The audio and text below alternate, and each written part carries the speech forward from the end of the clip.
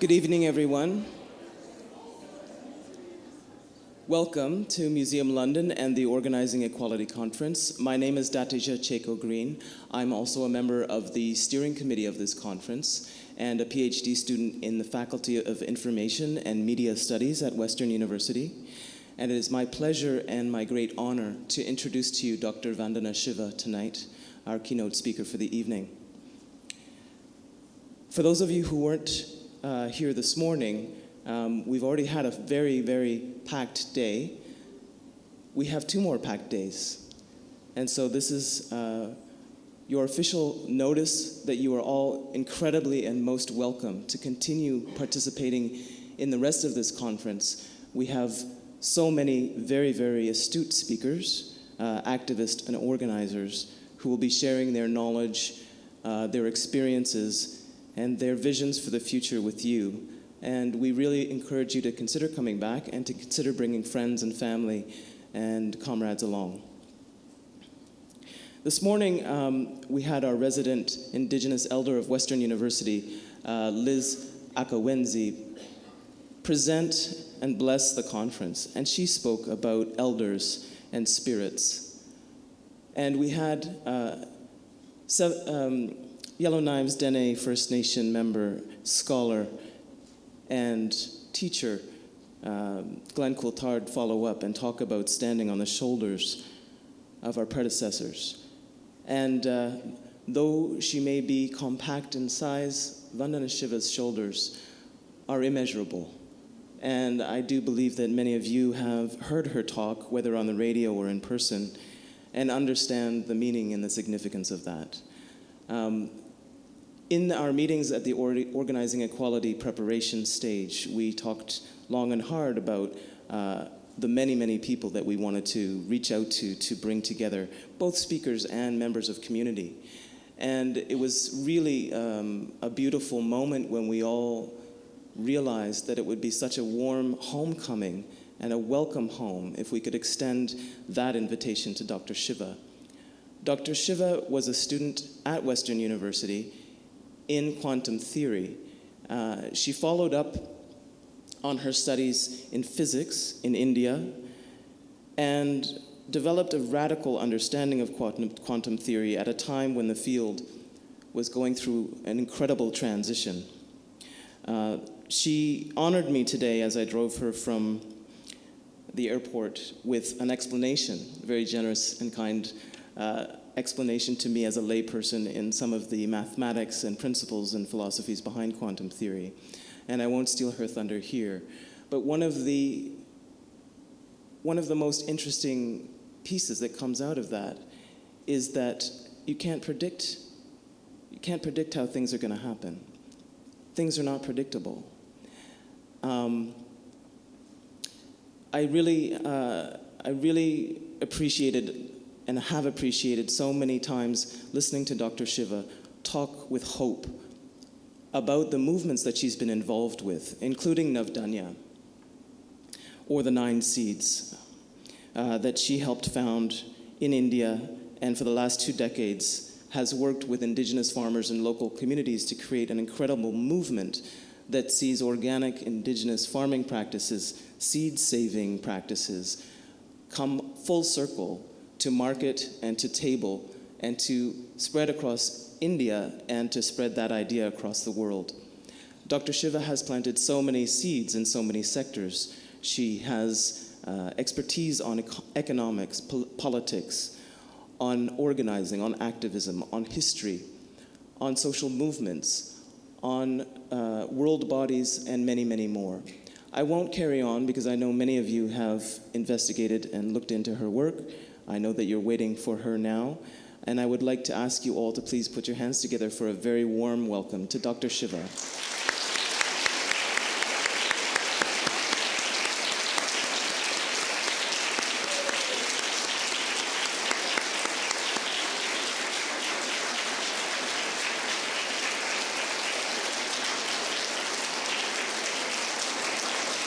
Thank you. Thank you very much. Thank you so much. Yes, it was a very different London. It wasn't so noisy. You are chatty, aren't you? 4 decades ago, I mean, that time has flown. And coming through this art museum, I remember the biggest political organizing we did at that time was against apartheid. And Steve Biko had been killed. And I remember we made a coffin, and we were about 8 of us. That was the movement. And we walked to the University Art Museum, and there were about 100 policemen. And, for very long I've known just a few of us organizing puts the panic. So we have to keep organizing. Of course, the project for organizing for inequality is very well organized. Rarely in the open, but very, very intimately organized. I was just seeing the news that Marie Le Pen, who's the Trump of France, has just had a meeting with Putin. So, the people still stuck with the idea there's a Cold War, and, on the one side you have America, on the other side you have the Soviet Union. No, Putin is part of that tiny group of men who want to use violence. I mean, how many ambassadors of Russia have been killed in the last few weeks? And of course, what's happening in the US tells us how intimate this club is. It always was, since 500 years ago.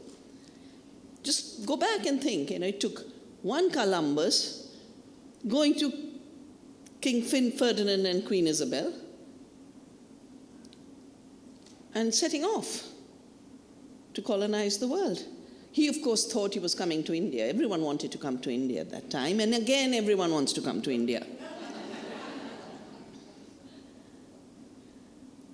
And landed in Haiti, and the only reason everyone who's indigenous is called Indian is because of his mistaken landing on this continent. That's at least the one good thing that came out of it. We all became Indians. Of course, the word Indian is only derived from a river.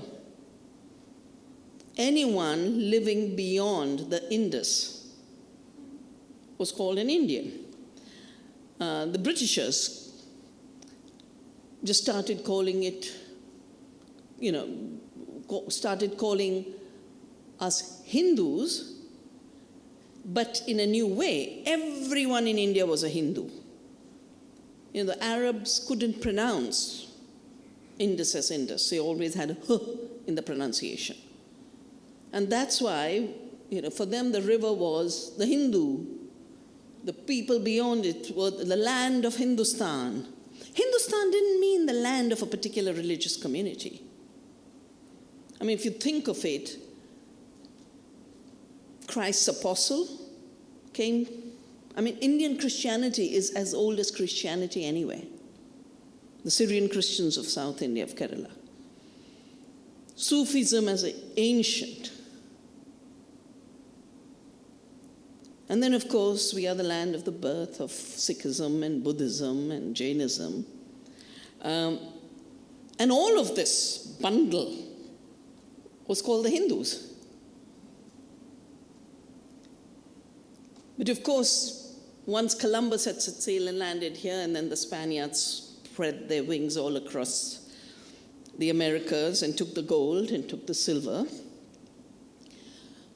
the British didn't want to be left behind. So 400 years ago, they created what is the dominant organized form of organizing for inequality, the corporation. We assume it's been timeless, and we sometimes mix up business and the corporation. Now, if I do a little bit of business, I make a mess, I pollute this river, the community will punish me. In business, you can't get away from liability. The limited liability corporation was created in order to escape liability. And liability then basically meant that if you get the gold and your ship comes home, it belongs to you. But if either the French or the Dutch have captured it, then society pays for the losses. You never lose. It's the socialism of costs and the capitalism of profits.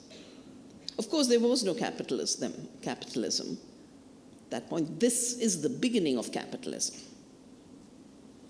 And who were the people who got together? 300 merchant adventurers of London went to the Queen, who wrote a charter. They got the rights to create private armies and invade other countries, which is what they did with India. The East India Company first had battles in the south, and then the Battle of Plassey, 1757.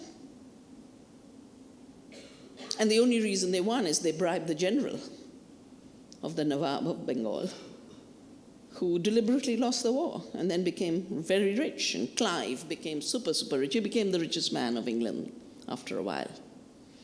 And eventually he was tried.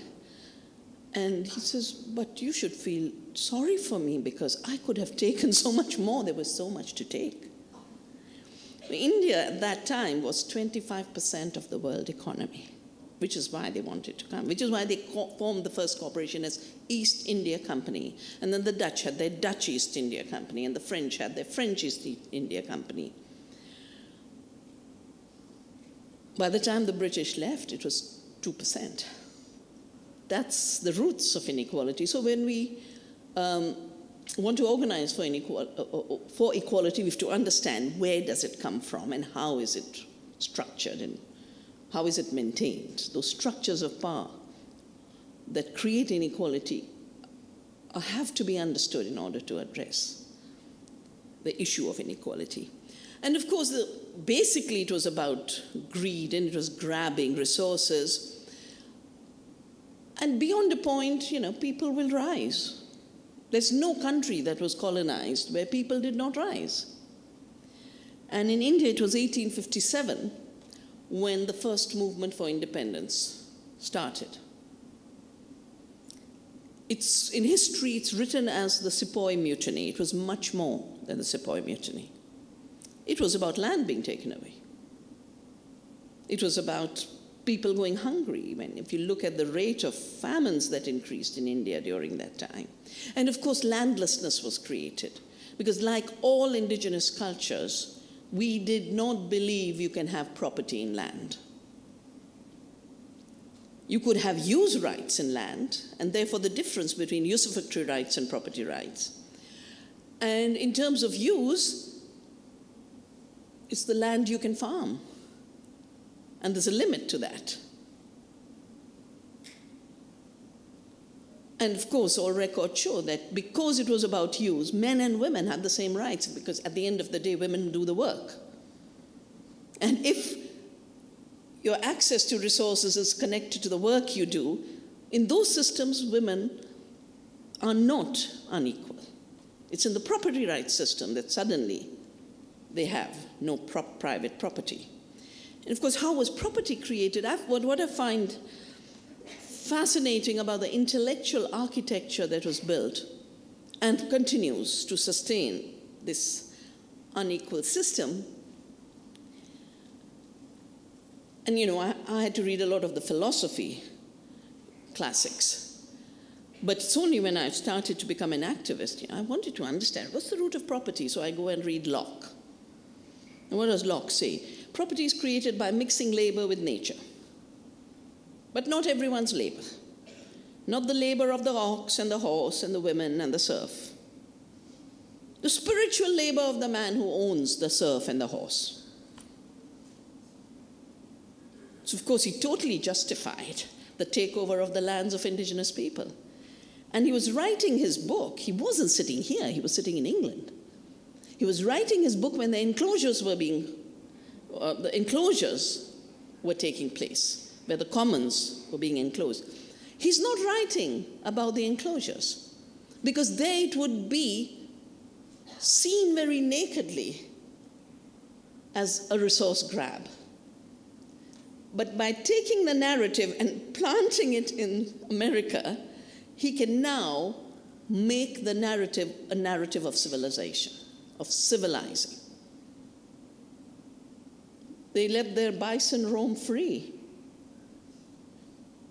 And therefore they can't have property. If you look at, because I've had to deal with so many of these issues in the ecology movement, supporting communities, whether it's forests as commons or river issues or the seed issue. In Australia, the justification was, well, first of all, they created a jurisprudence based on empty land. If a land is not colonized by whites, it's empty. It's empty because the others are not human. They are part of the fauna and flora. Until about 10 years ago, the Encyclopedia Britannica said that the Aboriginal people were part of the fauna and flora. They weren't fully human.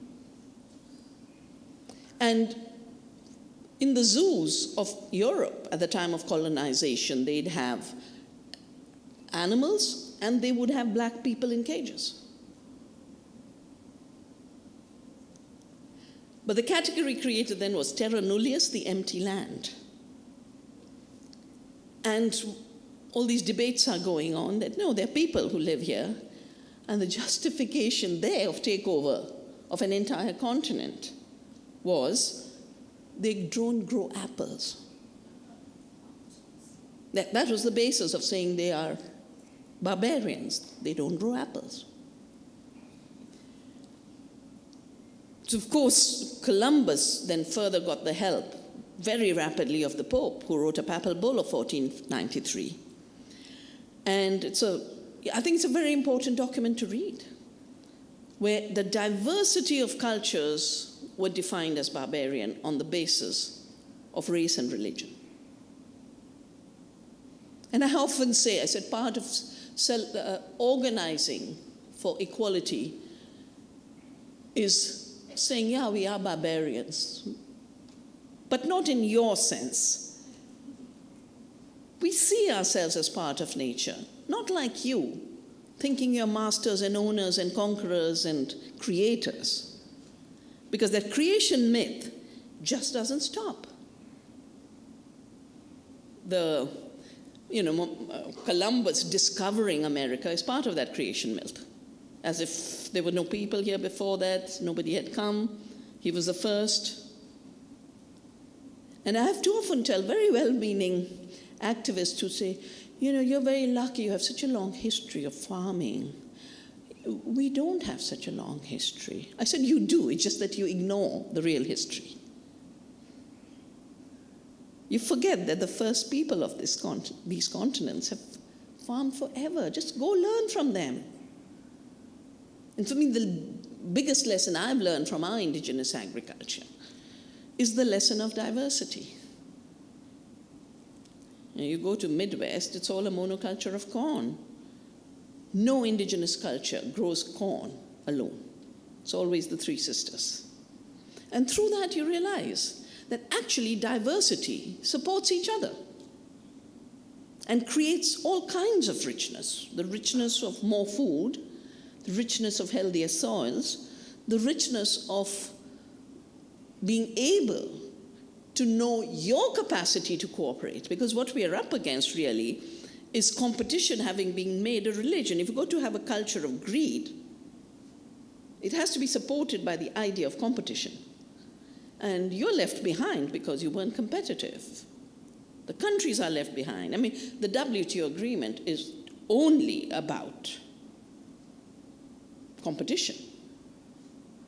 Earlier we used to have antitrust bodies. Our antitrust body was called MRTP, the Monopoly and Restricted Trade Practices. It was about monopoly. It had to be renamed the Competition Commission. WTO itself is defined as encouraging competition around the world. The East India Company actually wrote the first free trade agreement. A lot of people think the first one was WTO. No. In 1716, a free trade agreement was written by bribing the Mughal courts. A low-level clerk of a collapsing Mughal emperor was given 500 rupees. That's $10. But coming back to the resistance, coming back to the fact that people organized, it was very beautiful. You know, I really learned this only 10 years ago because I was called by our government to celebrate 150 years of that first movement of independence. And because of built Navdanya around seed and food diversity, they said, will you make 150 chapatis, 150 kinds of bread? So I asked, I said, why are you asking us to make bread? And then I realized that the way the movement spread was by passing bread. Because if you were heard talking to each other for organizing for equality, you were shot, you were hung, you were killed. So in order to spread the word, bread was passed. And if you accepted the bread, you were becoming part of the movement. So we made 150. This year's 160 years. It's also 100 years of Gandhi's first civil disobedience after returning to India. You know, Gandhi was part of the privileged. He'd gone to England to become a lawyer. His first job was in South Africa, where he woke up to race. Because, you know, he was a privileged lawyer, and there was not the kind of racism that but what he experienced in South Africa, he didn't experience it while studying law. But then he was thrown off a first-class compartment, which his clients were paying for him. And he suddenly woke up, there's something called race. Then he woke up more, because I think it was probably 1906, they started to segregate society. It wasn't fully apartheid then, but they started to create a compulsory registration system that you've got to register according to race, being white, being brown, and Indian, and being black. But first they tried it on Indians because many of them were professionals, and many of them had come as businessmen, and many had come as indentured labor. And that's the time he applied the idea of not cooperating with unjust law. And he and his wife and many Indians were arrested. And basic response was, we are one citizenry. We might be different in color, but that doesn't take away our common citizenship. When he came back to India, he was asked to join the movement that was already taking place. And in those days of the British colonial empire, basically it was around cotton. The world was woven into one exploitation. The indigenous people in the United States, which wasn't a United States at that time, it was a disid-United States, like it's becoming once again. The indigenous people's land was taken. When you grab so much land, you then grab people to work the land. So Africans had to be captured as slaves. And for 200 years, there was no technology driving this wealth accumulation. It was pure naked war. In India, farmers were being forced to grow indigo. And during the American Civil War, cotton. In the cotton areas, which was more in the Deccan, there was a rebellion. The British always called these riots. But this was a fascinating movement. People said, you're indebting us, and we will not pay our debts. And they marched in hundreds of thousands and burnt the debt records. We will not pay. In 1810, they wanted everyone in Benares, which, as you know, is such an ancient city. The British had come just 16 years before, and they said, pay us taxation. And people walked out of the city and said, we will not. You didn't build this city. These houses don't belong to you. And you can't just tax. The word they created in India was called Lagan. As some of you might have seen a film by Amir Khan called Lagan. But it's basically collecting rents from things you don't really own.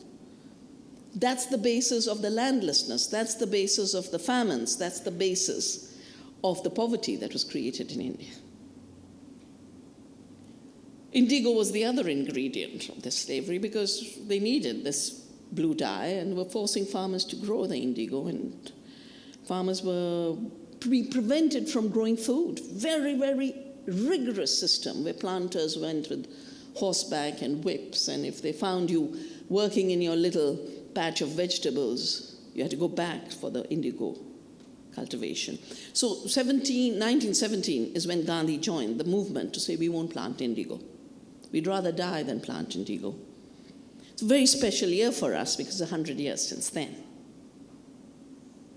Now, 1857, this first corporation was challenged, and the unity of all people in India led to it being wrapped up. But the British just replaced the rule with the rule of the crown. And what was added with that was a simple recognition that when people act together, you can't rule them. You can't exploit them. So they added, besides the war elements and the violence elements and the theft of resources, they added a whole new strategy called divide and rule. Now, because as I mentioned, Indians and Hindus were all the people, it was a geographical indicator. It was not a religious indicator. People would see themselves as a Hindu Muslim, a Hindu Christian, a Hindu Sikh. And they started, first of all, they started to create a whole new identity construction. And then they created the census. And in the first census, everyone wrote Hindu Muslim or Muslim Hindu. They said, no, you have to be one or the other. So the next time the census had, you can only fill one slot. You have to be either a Hindu or a Muslim. Now, at the ground level, people didn't accept that still. But society was being re-engineered, and by 1947, the whole partition was based on these artificial constructions, and these artificial constructions are coming back to haunt us. And they're being used now for the new organizing for inequality. So I did quantum theory, and the 4 or 5 key issues of quantum theory that are different from the colonizing idea of a mechanistic science, which is also a child of colonialism. The idea that nature is dead allows you to go take away resources. And in fact, Boyle even said the crazy sense that native people have of reverence for the earth is an impediment in our empire over lesser creatures. And the lesser creatures included all other life, but it included all other races. And the empire over lesser creatures requires a science that says nature is dead, that nature is fragmented, nature is separate from it within itself, and we are separate from nature. It's also the basis of an extractive logic. Because then, you like that bit of mineral, you can take that out. You like the river for this much megawatt of energy, you can dam it up. And everything becomes extractable, everything becomes a commodity. With hindsight, those of us who suffered this, those of us who know our histories, know it was about war and violence and appropriation. But the official narrative is England became rich because it was innovative, it created industrialism, industrialism generated wealth, and wealth is what has made the northern countries rich. That narrative is carrying on today. And the pattern that's being repeated now is a return of colonialism, but through carving new colonies. I woke up to this new creation of colonies, because very early I got involved in how the corporations wanted to write new free trade agreements. The GATT wanted to own life through patents, wanted to push GMOs in order to do patents. And I often joke and say, in Monsanto's worldview, GMO basically means God move over. We will now function as the creators, and we will collect rents from the seed that renews itself. And farmers will be forced to pay royalties. In India, this has meant, even though we've succeeded in preventing patents on seed and patents on life, our law says plants and animals are not inventions, therefore you cannot own a patent on it. Yet they collect royalties with illegality. And I've fought many, many cases, but they've extracted 500 million rupees. The price of seed jumped 80,000%. Farmers were left in deep debt, and it triggered an epidemic of farmer suicides. More than 300,000 now. Yeah? It's an issue I deal with day and night. Not just having to go to these areas and constantly visit the farmers, document the causes, but then have to deal with the attacks when you speak the truth. The amount of I don't know how many Monsanto lobbyists have got jobs just because the truth that farmers of India are committing suicide is now recorded, and they have to say, no, it's not true. It's not true. She cooks it up. We are in this very strange world, as you know, of alternative facts. Yeah? So every truth becomes an alternative fact. And we are now in a period where these new colonies are literally every aspect of human life and human freedom. So seed has become a colony, both for mining genes and collecting rents. I call it Bij Lagan, like the Lagan for land. They're just collecting another Lagan. And in India, they follow it. The minute I say Bij Lagan, tribals will follow it. The farmers will understand what's going on and will organize. But the last 20 years have seen something more explode. If you look at who are the 10 richest men, and what do? They do nothing. They collect rents. They are giants in 2 sectors of the economy: information technology and finance. Do they work to generate this kind of wealth? No. In information technology, they have 2 sources of wealth creation: patents. Microsoft's and Bill Gates' wealth comes out of the patents. And he hasn't stopped. My 2 new books, one of them is on Gates.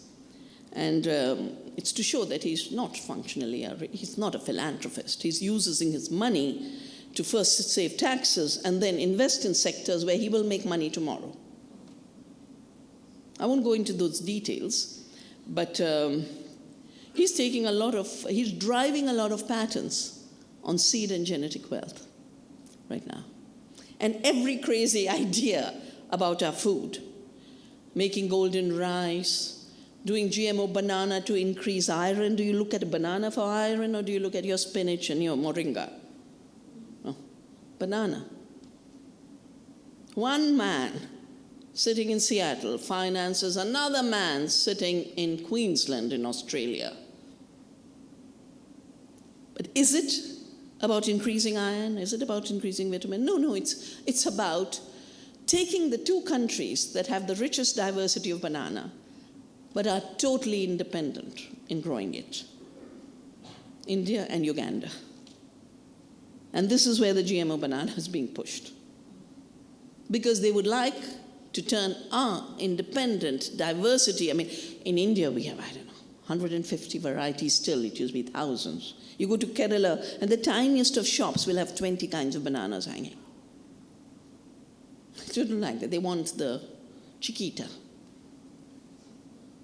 They want one variety that will be patented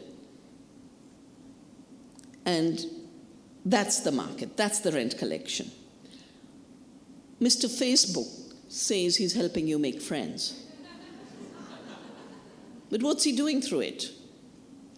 He's collecting your data as a commodity to sell to someone else. That's where his money comes from.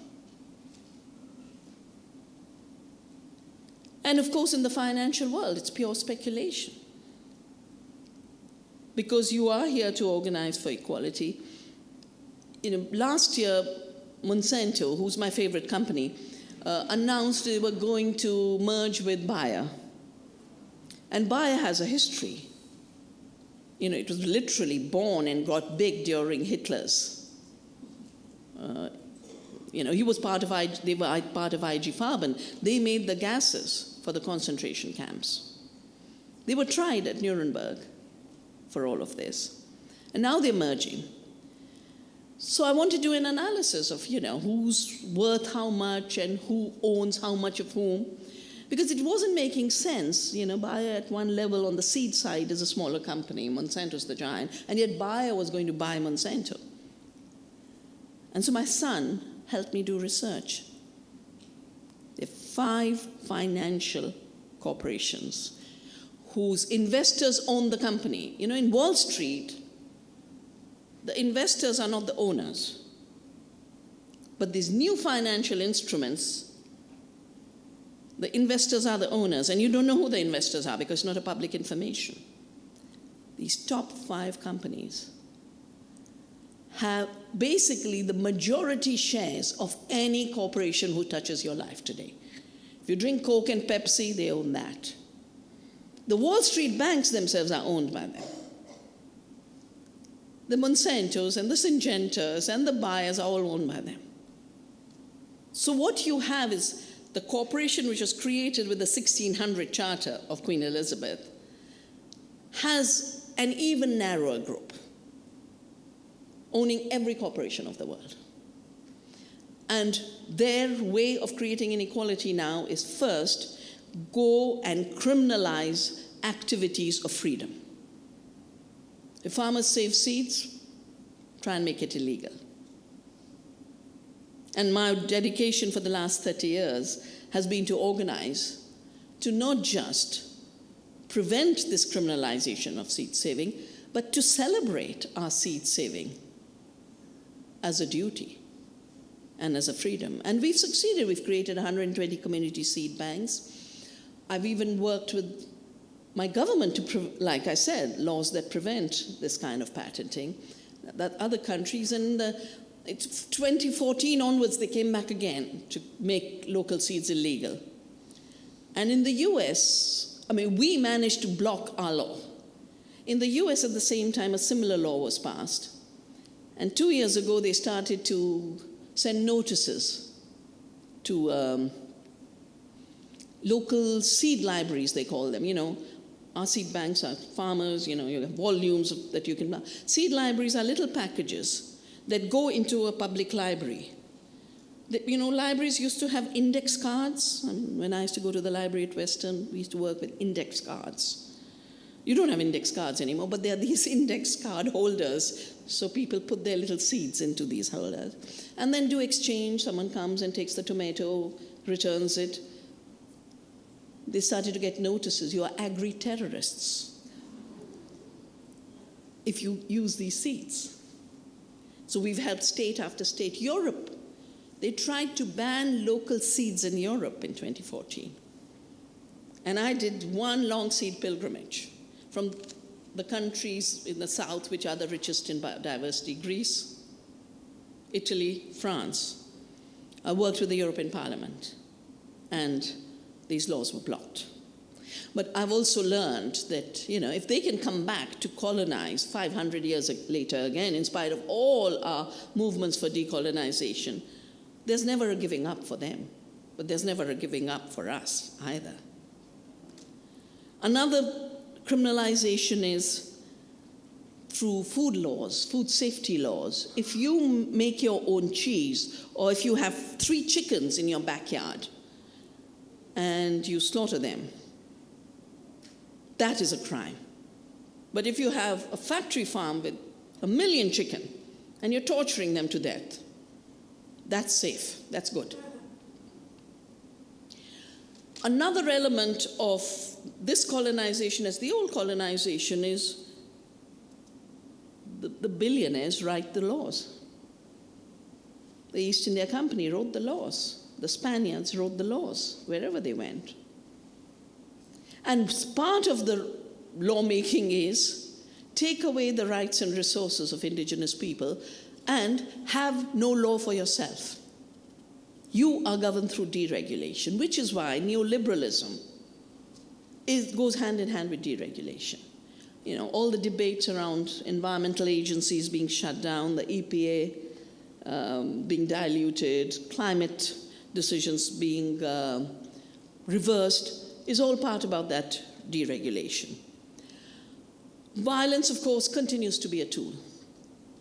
And the old violence is coming back in new ways. There's violence against women.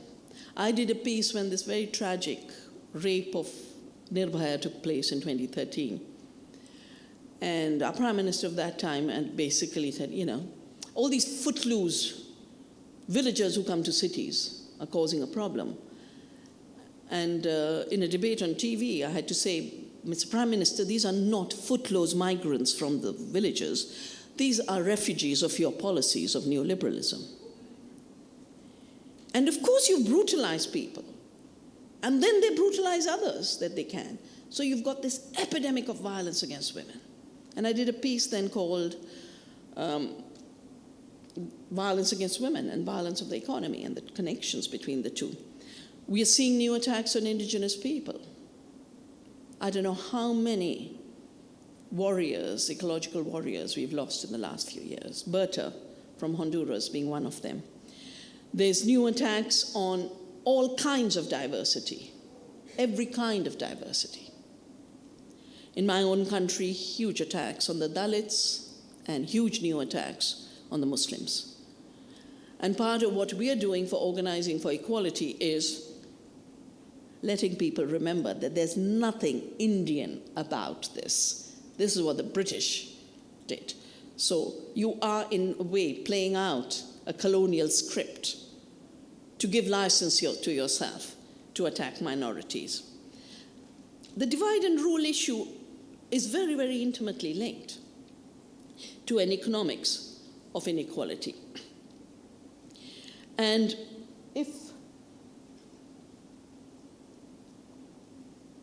after 1857, the divide and rule was used as a cultural technology, I do believe it's being very cleverly crafted today as a protection of the 1%. Because if this is not done, we are going to unify. We are going to organize. In the United States, the migrant workers who are running the farms would have worked with the unemployed whites whose factories migrated to China. It would have been this next step of organizing. How do you prevent it from happening? You go to the unemployed white worker, and then you make every migrant look like the enemy. And it isn't an accident that just around the time Bush was invading Iraq in the name of Operation Freedom, what was it called? It had freedom in its name. Iraqi freedom. That's around the time where Samuel Huntington wrote his book on Clash of Civilizations. And the Islamophobia, the seeds of Islamophobia started to get planted. Of course, every conflict of the Middle East has its roots in trying to take over countries for oil. And Huntington has actually written and said, you can only know who you are when you know who you hate. I think the challenge for us, for Organizing for Equality, is to absolutely resist the narrative.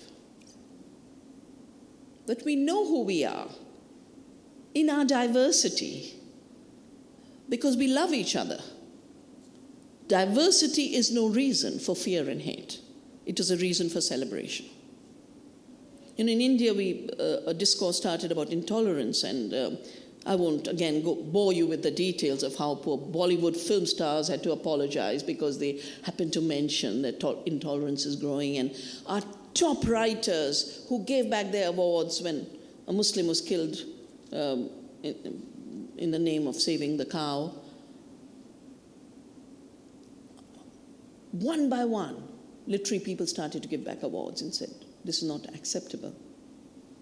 And the word intolerance was made a dirty word. You cannot speak against intolerance. The other day I was with an artist, I was giving a talk, and she used the word. I said, don't use that word. Use the word celebrate diversity. Don't work from a place of defensiveness, because that's what they want you to feel. They've already fixed the polarizations. And they're all linear polarizations. We have to transcend each of those polarizations and not engage in it. And that does not mean we don't recognize our histories. It does not mean that we're not aware of differences that are true and real. But we also recognize a simple fact that for the first time in human evolution, we have one commonality, that our species could be wiped out. That should be a major reason for organizing for equality. And it's the first time. When Spaniards went to America or the British came to India, every Britisher was a privileged person.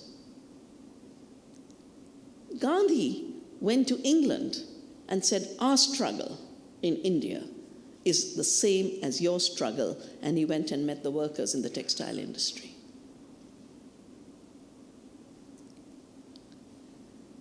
If we are all part of 99%, we'd better organize as 99%.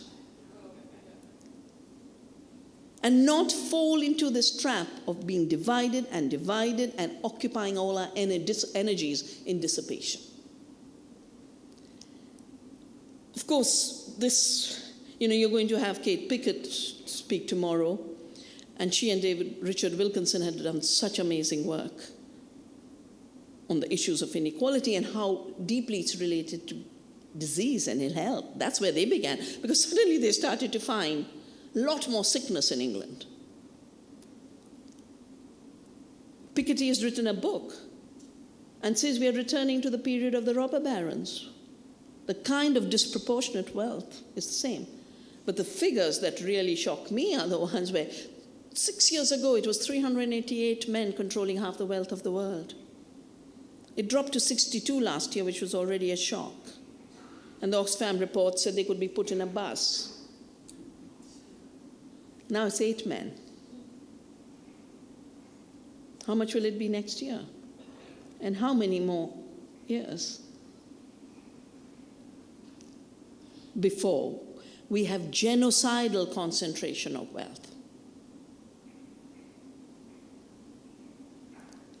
It is a genocide, and it's a genocide that is being legitimized in the same language as in the beginning of colonialism. I happened to come to the US for a lecture tour soon after the election, and they just had this meeting of a new phenomena called the alt-right. It's the first time I heard the word, alt-right. And they'd had this gathering in Washington, D.C., and this was on one of the speeches of one of the people, which is reproduced in a newspaper, and I immediately saved that newspaper. It says, America was, until the last generation, a white country designed for ourselves and our posterity. It is our creation. It is our inheritance, and it belongs to us. That's the mentality from where the bans on migration are coming. That's the mentality from where people, 3 Indians have been shot in the last 2 weeks. Professional Indians who are American citizens. Because when you allow that kind of insecurity and hate to grow, then ignorance becomes a reason to think, everyone brown is a Muslim from some horrible country in the Middle East. This feeding of insecurity has, of course, a material basis. That globalization has left people without jobs. It has left people insecure. And when you add to that insecurity a representative electoral democracy that has become one more wing of the money machine, it will make sure that hate is the only currency of electoral politics. And it is spreading everywhere. And I can even see the language being reproduced everywhere, because the same handful of right-wing newspapers shaping the language. In US, you had a legal case decision, the Citizen United.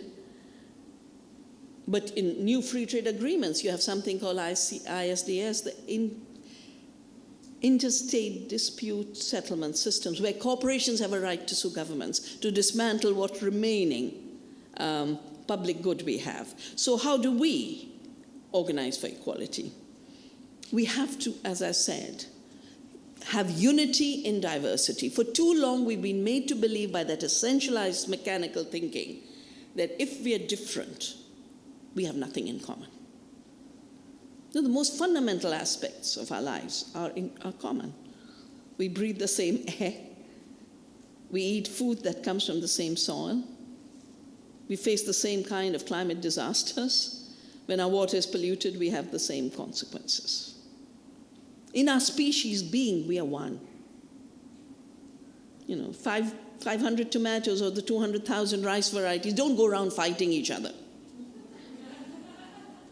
They are happy with their diversity, and it's time for us to celebrate. So, when this whole process was starting, I created a movement which was at that time more around the whole agriculture and seed issue, and we called it Diverse Women for Diversity. I think we could make it Diverse Cultures for Diversity. Reclaiming our commons has to be a very big part of dealing with this rent economy, where those who are super rich never work, and those who work get poorer and poorer by the day. In agriculture, I've done the analysis, we've done very detailed. 1% of the value of what a farmer is growing is reaching them. 1%. And it's the same for the Canadian farmer, it's the same for the Indian farmer, it's the same for the small farmer anywhere in the world. Because this whole system is designed to extract 99% for the corporations. And then turn whatever comes out of it into such horrible stuff that it makes us sick. 75% diseases are related to an industrial food system. 75% of the ecological destruction. 50% of the greenhouse gases. That's what my book, Soil Not Oil, is about. And how do we reclaim the commons? 3 ways. First, by realizing that we have a lot in common, that we are communities, even if we have diversity. Margaret Thatcher had to say, there is no society, there are only individuals, to initiate neoliberalism in England. It's essential to atomize and fragment us. It's another level of divide and rule. The second is, we have to have the courage and the fearlessness to resist unjust systems and not participate in them. This is what Satyagraha is about. But you can only get that courage when you know the deeper laws that govern our lives. And the deeper laws are laws that come from the earth and laws that come from our cultures. Our cultures that taught us to be respectful of diversity, our cultures that taught us our human duties for equality, that taught us our ability to be one, even when different. All indigenous educational systems are about nourishing the diverse potential of every child. They're not about machines to churn out slaves for the 1% industry. And we have to be creative in creating alternatives, because this system that is destroying our societies, our democracy, our livelihoods, is a system that's destroying the planet and benefiting nobody. So I work very closely with the government of Bhutan, which decided years ago they were not going to chase growth. They were not going to measure GDP and gross national product. They're going to measure gross national happiness and well-being of their people. So I work with them to help make Bhutan 100% organic. But the issue of well-being is so important because GDP has been made the god of our times. You know, when money is the religion, then GDP is the baptism, you know, or communion. You know, I might be wrong because I'm not too familiar, but it is whatever makes you a believer. All that GDP is as an instrument of war. During the war, they had to mobilize more resources. How do you get resources? Societies circulate their wealth. They work in circular economies. If I want to fight more, buy more fighter jets, have bigger armies, I'm going to suck out from society. How do you suck out? By redefining wealth. And GDP is measured in terms of the assumption that if you produce what you consume, you don't produce. So women don't work, indigenous people don't contribute, peasant economies don't contribute. Suddenly, all the economy that provides us health, real well-being, disappears. And wealth, the original meaning of wealth was well-being. So when we say we should look at well-being, we are basically saying let's go back to the real roots, not the distortion. Reclaiming our diverse stories, not to pit ourselves against each other, but while maintaining the uniqueness of our cultures, seeing how in the big narrative all our cultures said we are part of the earth. No culture, no indigenous culture said we are masters and owners and conquerors. Only the conqueror and colonizer says that. And we need these other stories because the creation myths that are allowing this violent enterprise to carry on, and as I said, it is now becoming a severe threat to the future of our species. So it's not the old-style class conflict. You know, in the old-style class conflict, the worker lived. He just didn't get the full share of the surplus value they generated. But now, large chunks of humanity are disposable. They're not needed. And the whole dream now is farming without farmers, factories without workers. Not that they'll get there. All that they'll have is a lot more slave workers. I think we really have to start getting out of our silos because even in organizing for equality, we built up neat silos. You know, as women, we worked as women. As workers, we had the workers' movement. And when they trashed the unions, we didn't have a movement at all. There were farmers' movements. There's a health movement. There's an environment movement. There's a food sovereignty movement. I think it's time to see the connections amongst each other and in all of these issues. Food, bad food has become the single biggest reason for disease. Good food is the single biggest solution. Industrial farming is the single biggest reason for climate change. Organic farming is the single biggest solution to climate change. And you could just run through sector after sector and see, like the mycorrhizae that connects plants under the ground, quietly, invisibly, we too can be social mycorrhizae. And how does the mycorrhizal fungi organize? Does someone tell them? You know, the nourishment lies there and this plant is deficient. They have the intelligence. Redefining intelligence, rediscovering that the last microbe, the last child, the last person is bursting with intelligence. That has been stamped out. But the potential is there. And the whole architecture of some people being smart, you know the word smart, innovation, all over the place. They're buzzing around. But smart used to mean pain, and job used to mean cheating. I got jobbed meant I was cheated. So we've got to bring back the basic languages of our cultures, which allow us to be rooted in our true freedoms and our true unities and a true joy. I mean, we couldn't have more dismal times, but we have never been at a moment of our evolution where joining hands could make such a big difference. Thank you.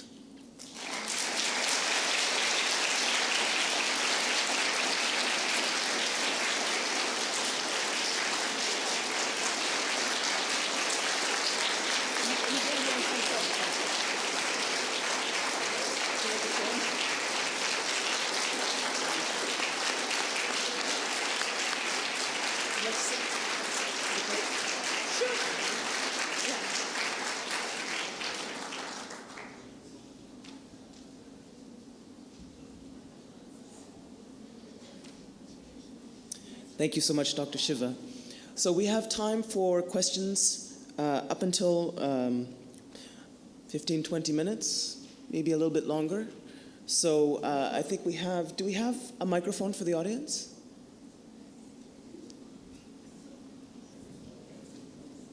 Thank you very much for the great work that you're doing for all of us.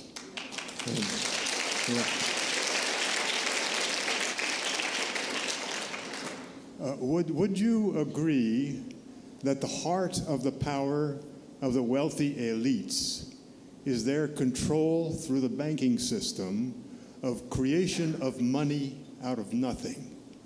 And would you support the movement, the growing movement for the creation of public banks that are designed to restore that power of creating money out of nothing to public institutions for public benefit, as in Canada, where we have our publicly owned Bank of Canada, which has not been used for its original purpose since 1974, and hence we're in growing debt and suffering from austerity being thrust down our throats and massive privatization.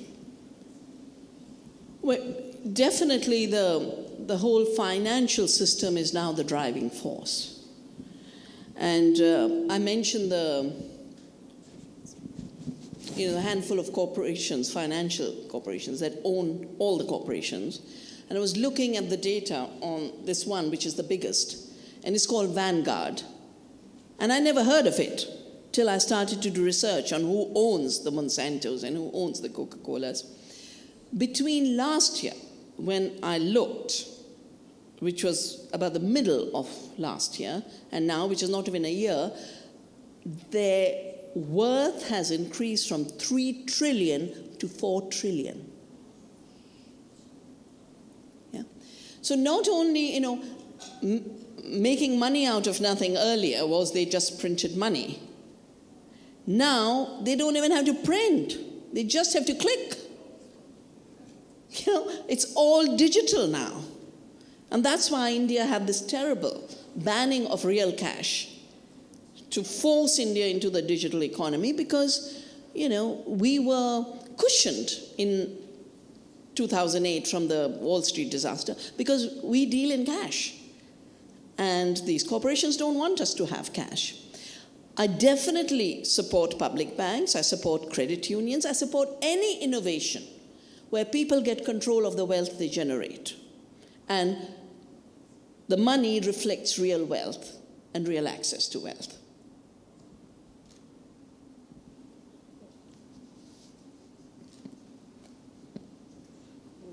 Right in the middle.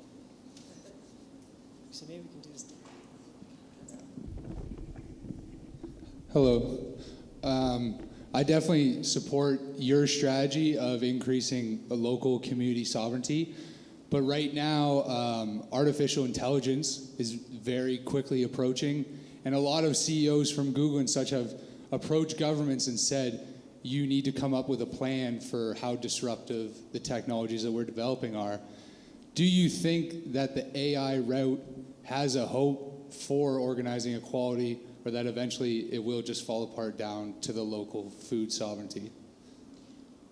I think there is a difference between real things and representation.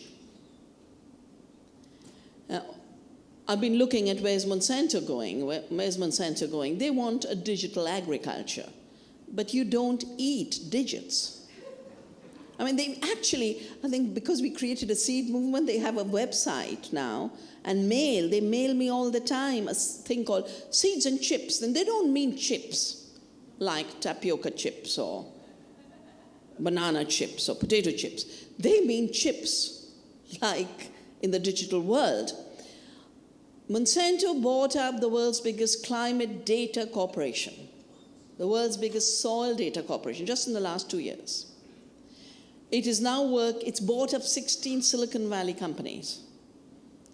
The Climate Data Corporation, which it now owns, is aiming at looking at $3 trillion profits annually by linking the climate disasters, the data on climate, and insurance. They're working with John Deere, the tractor company, to put spyware in the farm machinery, so that when it goes over the farmer's field, it knows exactly how much moisture there is, it knows how much nitrogen, phosphorus. They can't measure the mycorrhizae, but they can do the nitrogen, phosphorus, potassium, and moisture. And that goes as big data, which is all artificial intelligence is this issue of processing big data. Goes to Monsanto, it sells it back now as a commodity.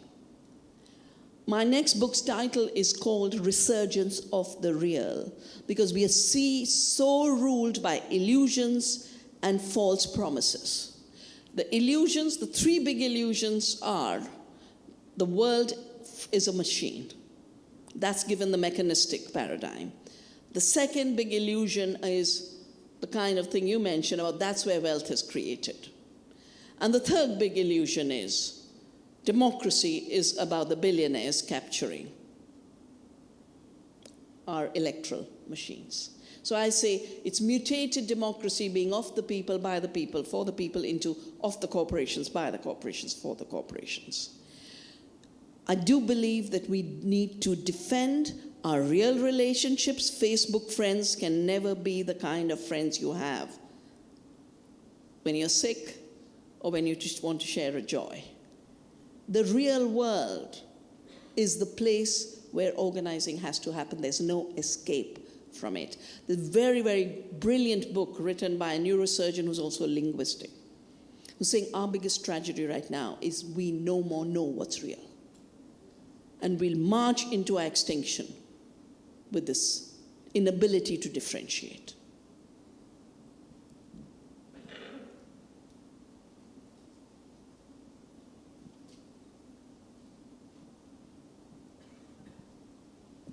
Thank you so much for everything you've studied and brought forth. I was reminded when George stood up and talked about having our own banking system, and I'm wondering if people think it's possible. I feel that we are a global family and celebrate unity and diversity for sure. I think we're all one family and we live on one planet. And coming from an earth-based culture, I was a farm girl from Alberta, and healthy food, healthy community, and there 30 years later, and they're spraying Monsanto's famous chemical 5 times a season on every field. And it kind of sickens me, and I think, okay, what now? Besides education. But do you think it's possible that we could construct a corporation of our own? Is it possible? Can we envision that? I know recently I've heard of this divestment, take your energy out of that which no longer serves us. Do you think it's possible to start our own corporation with our own finance system and let their cards fall? Can we do it? That's my question. Well, to responsible. Who was the feminist who said, you can't break the master's house with the master's tool? Audre Lorde, yeah. Well, the corporation was created to colonize and exploit and run away from responsibility and liability. So I don't think one needs to model our organizing on that which is designed only to exploit. I think organizing for equality means recognizing our true powers and our true creativity. 500 years, the recognition of our own creativity, our deep identities, has been denied to us, and we've absorbed all of this. So we are now at the stage where we think, if you don't have money, you have nothing. And we have to wait. I mean, this is why I've started the Earth University in Navdanya, and I'm now organizing journeys to see communities that have no money, but have everything. They have their food, they have their culture, they have their solidarity. I think we need to learn once again how to be in community as humans and in communities with the earth, and realize that the currency of that community is not money. I've said this many times. The currency of life is life. The currency of organizing is solidarity.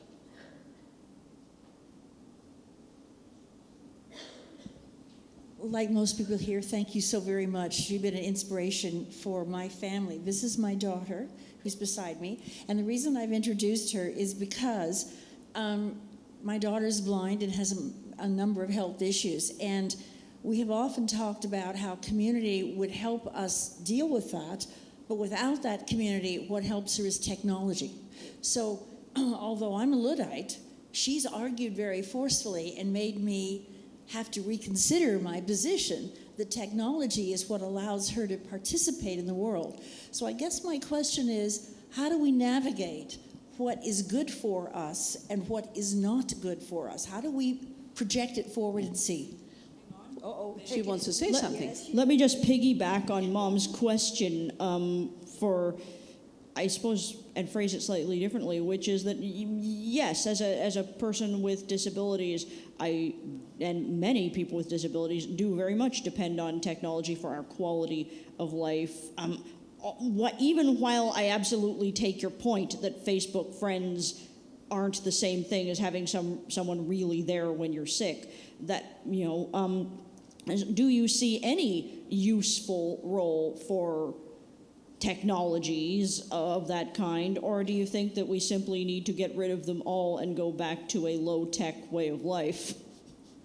Well, when you say technology, you elevate it to some magical system. When you realize all that a technology is a tool, then you start to differentiate between different kinds of technology. Yeah? When you say technology and you say, are you for it or against it, you are making it a god. But tools, you have been empowered by certain tools that have allowed you to overcome your disability. That is not technology, but a useful tool. And you made the choice. When you don't make the choice, and Monsanto gets more power over your life, then it is a tool of domination. And our basic sensibilities have to guide us into letting us know what allows us to expand our ability to live well, and what shrinks that ability, what expands our freedoms, and what shrinks that freedom.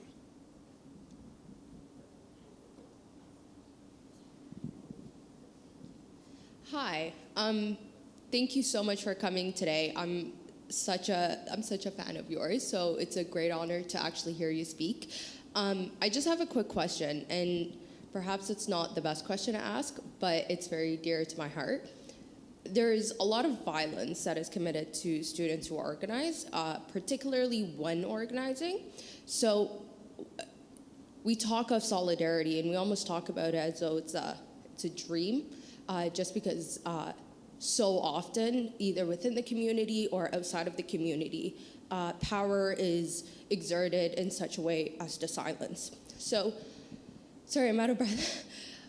What I want to ask is, how do student organizers heal in order to be able to go back out there to continue the work?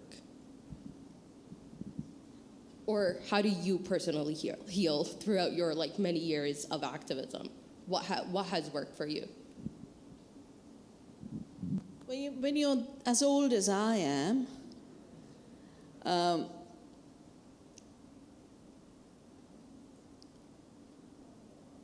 you'll heal by transcending yourself. Because there are two ways one can think of the self. One is as an extended self, which is the reality, actually. Yeah, I'm just realizing, I've just finished a book, and I found out that we are 90% bacteria. We're only 10% human. So we shouldn't take ourselves that seriously. We should take our bacteria a little more seriously. But the other aspect of it is, and here I've learned a lot from Gandhi, and we organize every year. We organize 2 really powerful courses. Our farm is available for training for farmers throughout the year and for interns wherever they come from. But there are 2 of my favorite courses. One is a month-long A to Z for agroecology, but the other is a course on Gandhi globalization and gross national product. How do you stay strong in times when the system wants to cripple you and take away all your power? So all of Gandhi's words were swa, Swadeshi, Swaraj. That swa is about being grounded in yourself. It's not about the selfish self. It's not about the limited self, but it's about the expanded self, but never losing the sense of your grounding.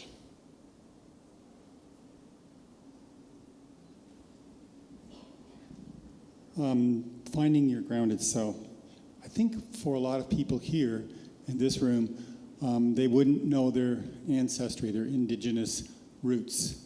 And so a few years ago, I had a client tell me that she was in a really bad situation because her mother was arrested for growing marijuana. Her grandmother, was arrested for growing marijuana. She was Lithuanian, and during the First and Second World Wars, she set up a hospital in her barn, which was all run by using native plants and herbal remedies to treat these soldiers that had been injured on the battlefield and had wandered into the villages. So she was very proud of her grandmother and saw that the medical legal system was attempting to destroy her and discredit her. And she's just an old 80-year-old lady who's making some soup. So what I'm getting at here is that I've watched some people go back to their roots, to their beginnings, and make themselves all over again in a much stronger form than they are as they exist as a person in this culture. And so I wonder how much of that we could do with the people here in London. Well, in a way, it's connected to the question earlier, because, each of us can think of ourselves in a very atomized and say, what's my personal history and what are my personal roots? And the other is we can see ourselves as community and see that there are diversities of evolutions, and all of them enrich us. And what are those rich diversities that we can explore to enhance our possibilities? But the issue of growing herbs, Indian Ayurveda, which is the most sophisticated medicine system in the world, it actually heals because it sees the body as a living system that's self-organized. It was made illegal in India. Even now, Ayurvedic drugs are banned in your country, in Canada, even though you have a so-called public health system, but it has no space to allow the truly safe medicine. And it's banned in the name of not being safe. Yeah? Just like artisanal food is banned in the name of not being safe, and toxic food is always approved.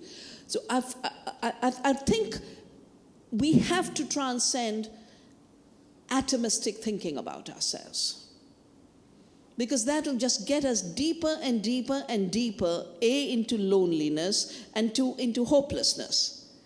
When we realize that in this land, the roots are the roots of the indigenous people of this land, and any future evolution has to be learning from those roots, then we'll find our way.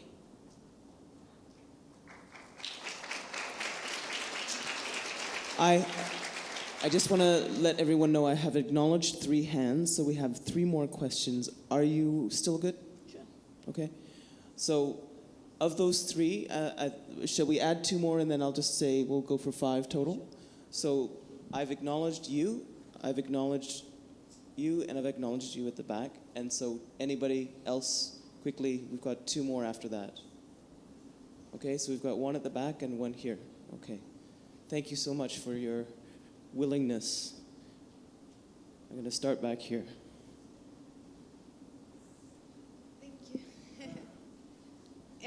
Thank you very much. Your presentation was beautiful and empowered me, and I know empowered many people. I really appreciate.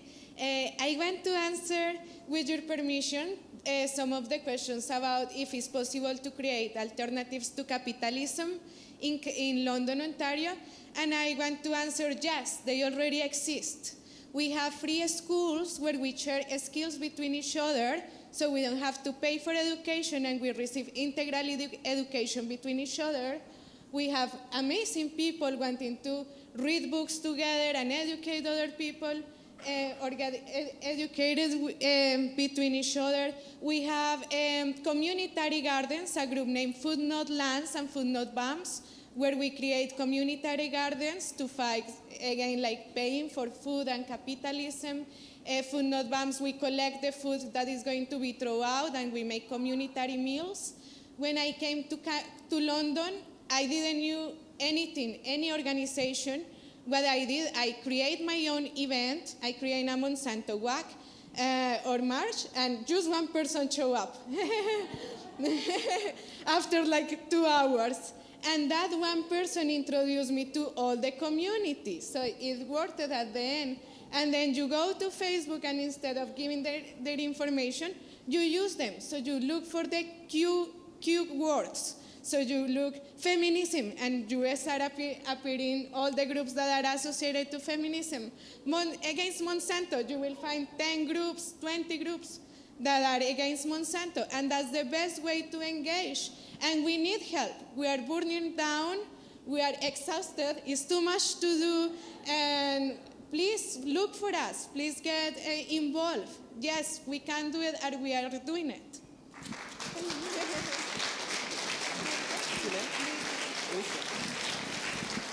Thank you so much, Luisa. And I really want to thank you for raising that information and sharing it, because it reminds me, I was remiss. We will be having an activist strategy session tomorrow over the lunch hour. I believe it's here. So it'll be lunch and strategy, and it's open to everyone. It's not, there's nothing else going on at the same time. And it's for exactly that idea. It's coming up with ideas, saying what's happening now, and looking at possible ways of connecting with each other. I just want to make sure we get through I see some folks needing to leave, so let's get through our questions. If you can try and be a little bit abbreviated, if you can. Thank you, Dr. Shiva, for being here. We really appreciate your presence, and it's truly an honor to hear a brilliant woman of color speak. My question is in regards to your comment that the 99% should get together and organize for equality, as well as the 1% organizes for inequality.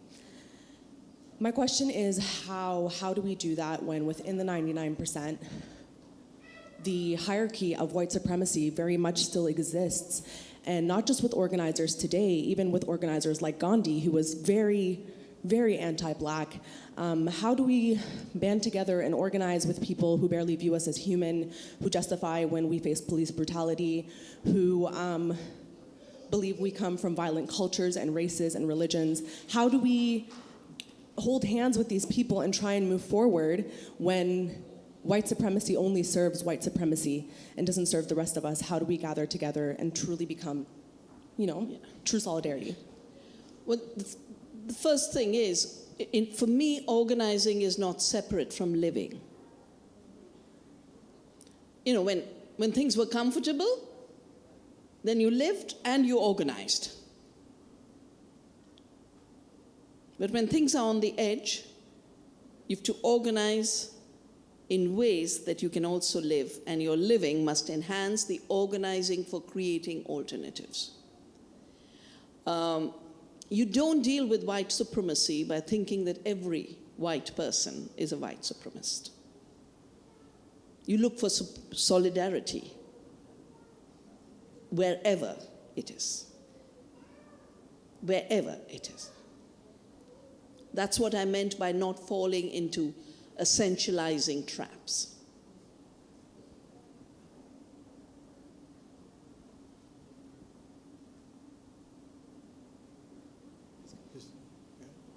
Hello? Oh, there we are.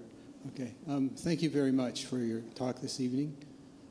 I sense the strong undercurrent of spirituality that moves amongst our own being and moves and can motivate us into a conviction and a strength.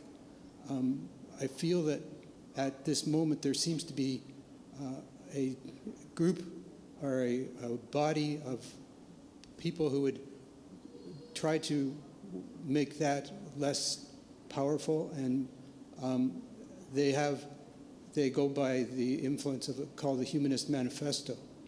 And I wonder if you could comment to that manifesto as it might pertain to us here in this room and our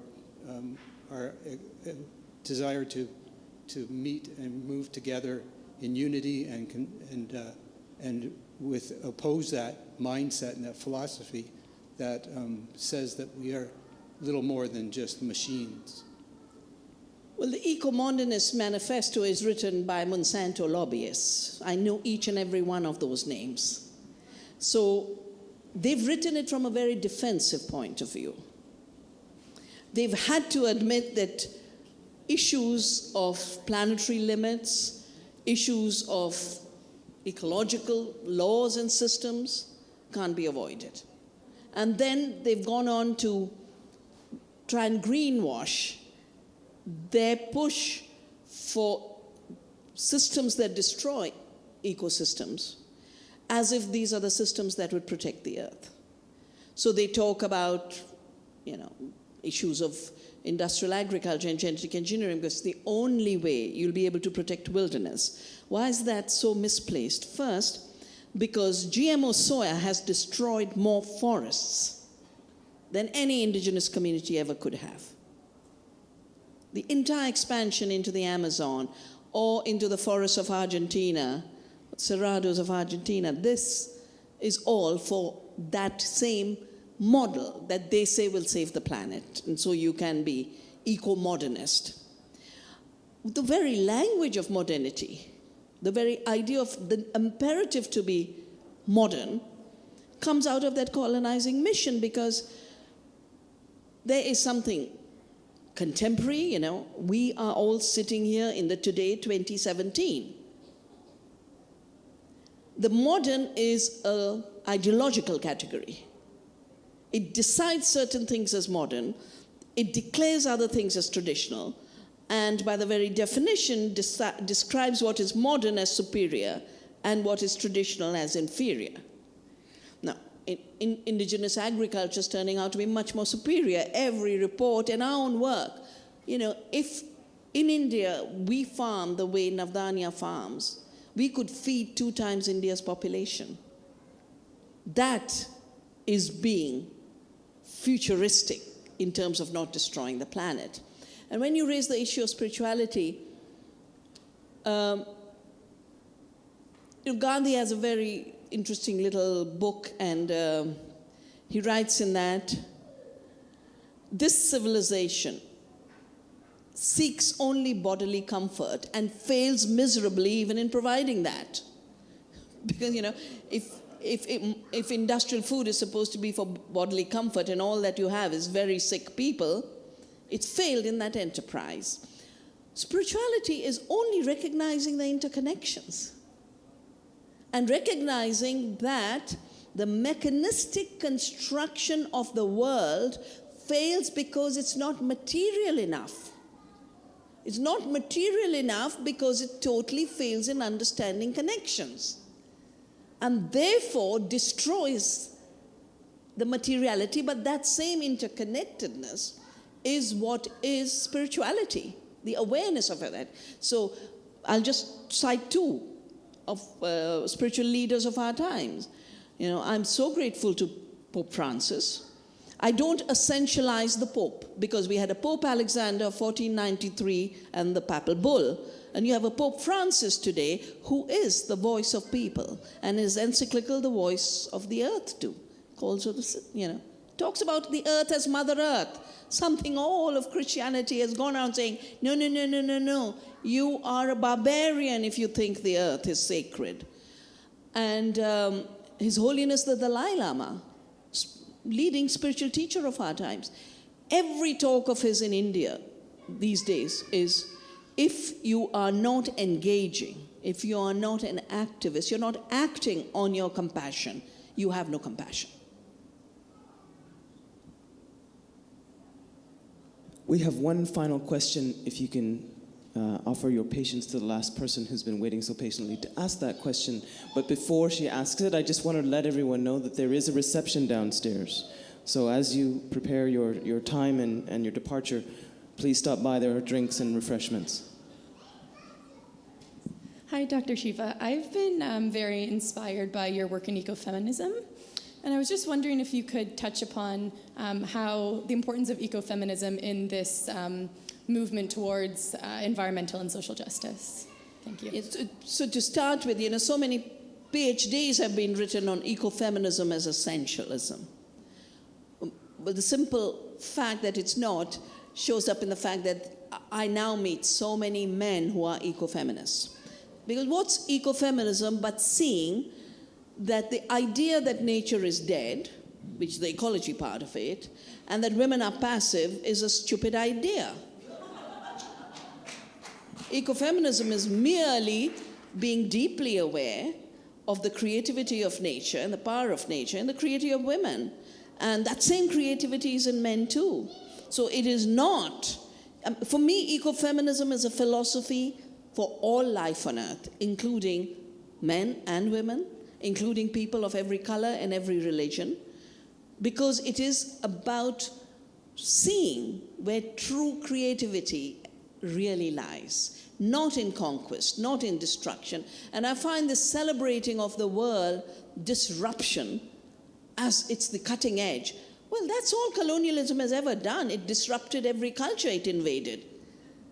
And every time a healthy cell is turned into a cancerous cell, it's a disruption of the self-regulation of that cell. And that's what shows how our thinking has gone so astray. Our Prime Minister was just applauded for being disruptor in chief. In his case, the two disruptions that combine, the social disruption through communal divides and joining the global money-making machine for taking away from ordinary hardworking Indians their economies. And that's my work, to constantly heal those divides and resist in creative ways. Dr. Shiva, thank you so much. Thank you for your talk this evening. And thank you for staying a little long over time. Thank you. Please join us for the reception downstairs.